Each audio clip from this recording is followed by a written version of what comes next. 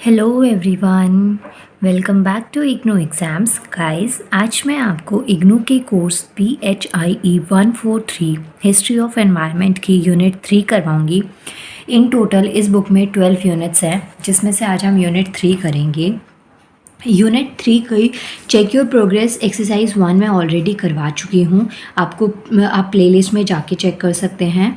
Now second question है, right a short note on the following. आपको ना 4 terms दे रखी हैं और इनके ऊपर आपको शॉर्ट नोट लिखना है, मतलब कि एक पेज के करीब करीब आपको इसमें आंसर लिखना है इन टर्म्स को डिफाइन करते हुए। फर्स्ट दे रखा है, botanical exchange before advent of Greek and Roman sailors in Indian Ocean. Second one is Videgha Madhava. ये कौन थे? एक तो first name of the first attested king of the tribe, मतलब कि ये जो फर्स्ट किंग होते हैं एक पर्टिकुलर ट्राइब, उसको जो लीड कर रहा होता है उस किंग को नाम है ये, या उन्हें ये कहा जाता है, who led their migration towards the eastern Gangetic plain. Now next one is एटाविकास, और ये आजीविकास, मेरे अकॉर्डिंग यहाँ पे आजीविकास होना चाहिए, लेकिन एक बार प्लीज़ इसको आप क्रॉस चेक कर लेना। Now number 4 is addicts of Ashoka and animal conservation, मतलब कि घोषणा जो अशोका ने करी थी एनिमल कंजर्वेशन और उनकी प्रोटेक्शन के लिए। नाउ इस क्वेश्चन का आंसर जो है, सबसे पहले पेज नंबर 49 पे चलते हैं। स्टार्टिंग होगी क्वेश्चन पेज नंबर 49 से। सो पेज नंबर 49 ये रहा। देखिए यहाँ पे क्या गिवन है आपको, फॉरेस्ट हेडिंग है। Forest formed one of the essential sources that supported human societies which made them vulnerable to exploitation। मतलब कि जो फॉरेस्ट है ना, वो एक असेंशियल सोर्सेज थे ह्यूमन सोसाइटीज़ को सपोर्ट करने के लिए ना। मतलब कि ये जो सोर्सेज हैं ये बहुत जल्दी जहाँ पे इनको ख़त्म किया जा सके, डैमेज किया जाए, उससे लेके और ये काफ़ी इनकी एग्जिस्टेंस बढ़ती चली गई उस तक का जो टाइम पीरियड है, मतलब कि एकदम ज़ीरो से लेके और काफ़ी हद तक ग्रोथ हुई है वहाँ तक के टाइम की इसमें बात करी गई है ह्यूमन सोसाइटीज़ में, किस तरीके से ये इम्पॉर्टेंट थे। इसके अलावा अगर ज्वेलरी की प्रोडक्शन की बात करें या फिर ब्रिक्स हो, स्टोनवेयर हो, बोर्ड्स, फर्नीचर, इन सब की बनाने की बात करें तो इन सब के लिए जो एक मेजर चीज़ थी वो क्या थी, वुड। और इसके लिए चाहे आप ट्रेड की बात करें या फिर जो इनलैंड्स होते हैं, मतलब आप रह रहे हैं वहाँ की बात करें, या फिर एक प्लेस से दूसरे प्लेस पे मूव करने के लिए ट्रेड की बात करें, तो सबसे ज़्यादा जो चीज़ चाहिए वो है वुड। और वुड आपको कहाँ से मिलेगी? फॉरेस्ट से। तो ट्रीज़ का जो डिफॉरेस्टेशन है, या जो फॉरेस्ट हैं उनका जो डिफॉरेस्टेशन है, उनके होने की वजह भी एक यही थी, क्योंकि प्रोडक्शन बढ़ता चला गया, ट्रेड बढ़ गया, जिसकी वजह से जो अमाउंट ऑफ वुड था उसकी क्वांटिटी धीरे धीरे बहुत ज़्यादा बढ़ने लग गई। Deforestation are evident in the Vedic age too. तो ये इसी वजह से कि बहुत ज़्यादा लार्ज स्केल पे कंजप्शन होने लग गया किसका, वुड का, तो जिसकी वजह से जो फॉरेस्ट है उनकी जो सोसाइटी है या उनकी जो क्वांटिटी है वो धीरे धीरे कम होने लग गई थी। नाउ नेक्स्ट आता है जो चिफ्टेन नेम्ड विदेगा माधवा। ये मैंने अभी आपको पीछे बताया था।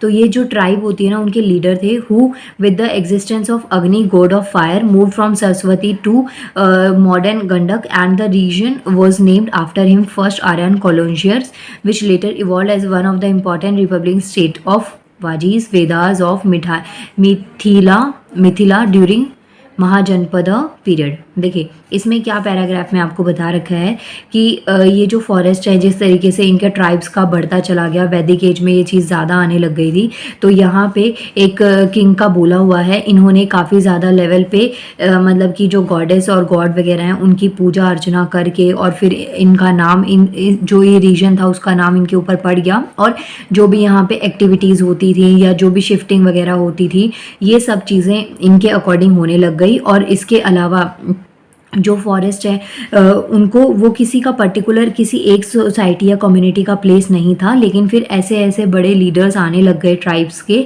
उन्होंने एक पर्टिकुलर एरिया के फॉरेस्ट या वहाँ के एरिया के जितने भी ट्रीज़ वगैरह थे या जो फील्ड थी उसके ऊपर अपना मतलब अपना जो किंगडम है वो लगाना स्टार्ट कर दिया और अपनी चीज़ें बताना स्टार्ट कर दिया कि हाँ अब वहाँ पे वो रूल करेंगे। तो यही सब चीज़ें इसमें बता रखी हैं।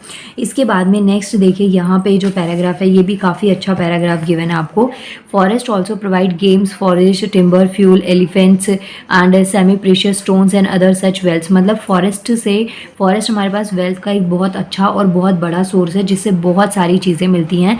इसके अलावा जो एलिफेंट्स हैं were crucial in formation of strong army, they were used in storming fortresses in marshy region and other areas where roads and means of communication were lacking.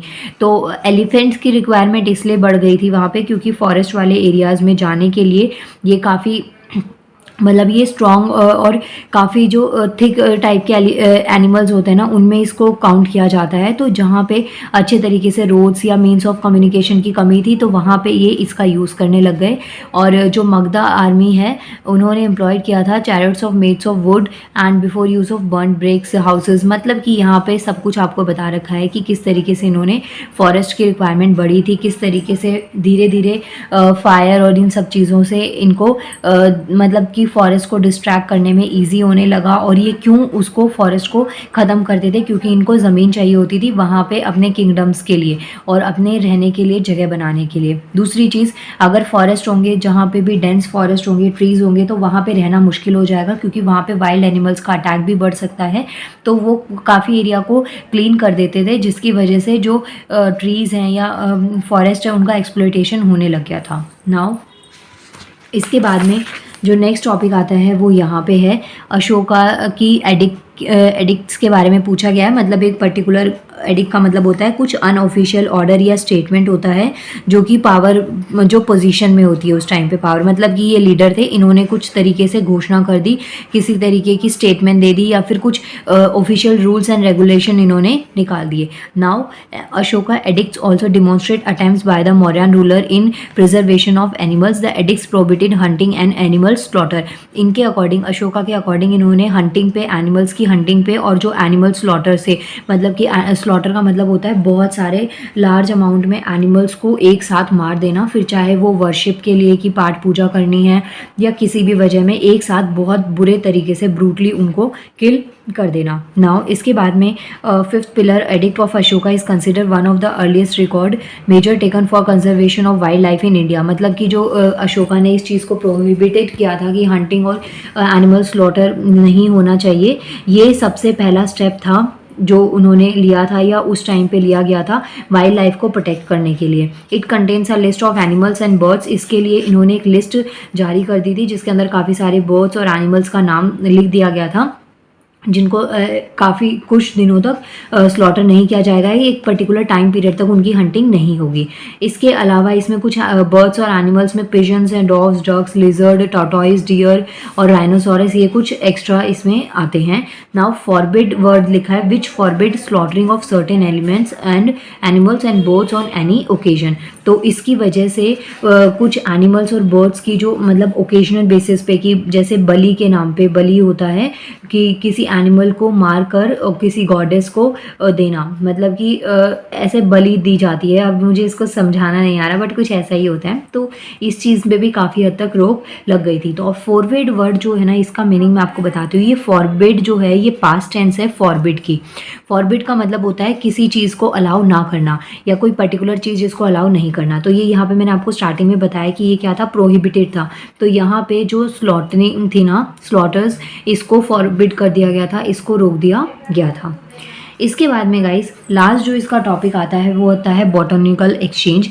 इसमें क्या चीज़ आपको बता रखी है, जो इंडियन ओशियंस हैं, वर्ल्ड्स हैं, show that before the advent of, मतलब कि बहुत सारी जो होस्ट सोसाइटीज़ हैं या जो फिजिकल एनवायरनमेंट है उनमें ट्रांसपोर्ट होने लग गया था। ये चीज़ आपको पता है। बॉटनिकल वर्ड जो है ना वो प्लांट्स से रिलेटेड होता है। तो एक पर्टिकुलर मीन्स के लिए या यूज़ के लिए प्लांट्स का भी ट्रांसफ़र होने लग गया था जिस तरीके से एनिमल्स का होता था। दूसरी चीज़, एग्रीकल्चर के बेसिस पे भी इसका ट्रांसपोर्ट होने लग गया था। तो ये सब चीज़ें इसमें आती हैं। नाउ इंडियन ओशियन में यहाँ पे बता रखा है, ग्रीक और रोमन का आपसे पूछा गया था। तो अर्ली सेलर्स जो थे ना इन रीजन में वो फेमिलियर थे इस चीज़ के लिए कि जो सीजनल चेंजिंग होती है या जो विंड पैटर्न है, किस अकॉर्डिंग उनको एक प्लेस से दूसरे प्लेस पे जाना चाहिए, किस टाइप के प्लांट्स को का ऐसे ट्रांसफ़र करना चाहिए, तो इन सब चीज़ों के लिए वो काफ़ी ज़्यादा फेमिलियर थे। नाउ यहाँ पे ना आपको एक लिस्ट दे रखी है, ये जो फूड प्लांट है, ऐसे प्लांट जिनको फूड के पर्पज़ से यूज़ किया जाता था और ये इंडियन सब कॉन्टिनेंट में कौन से टाइम पे इनको इंट्रोड्यूस किया गया था। तो ये यहाँ पे पूरी प्रॉपर लिस्ट दे रखी है, आप यहाँ पे इसको देख सकते हैं। इन सब के अलावा भी कुछ ऐसे फूड क्रॉप्स थे जो कि सब कॉन्टिनेंट, अफ्रीका के सब कॉन्टिनेंट में जिनको ढूंढा गया था या जिनके बारे में बताया गया था।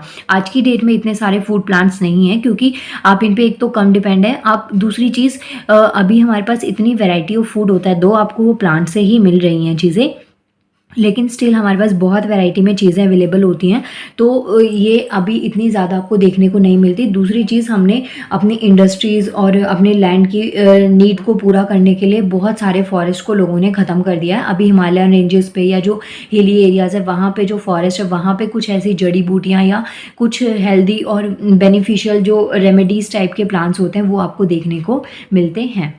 सो गाइस, ये क्वेश्चन 2 था जिसमें कुछ आपको शॉर्ट नोट देना था। मैंने ऑलमोस्ट हर पॉइंट को कर दिया है, समझा दिया है। आप इसको अपने अकॉर्डिंग आंसर को अपनी वर्डिंग में लिख सकते हैं। तो यहाँ पे देखिए, इसके साथ में ये क्वेश्चन 2 हो गया और जो चेक योर प्रोग्रेस एक्सरसाइज है उसके दोनों क्वेश्चंस आपके कंप्लीट हो गए।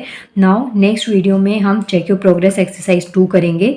और प्लीज़ अगर वीडियो अच्छी लगती है तो लाइक करिएगा, और जैसा भी आपको लगा हो कोई चीज़ समझ में नहीं आई है तो प्लीज़ मुझे कमेंट करना, और जितना ज़्यादा से ज़्यादा आप शेयर कर सकते हो उतना शेयर करिएगा। Thank you so much.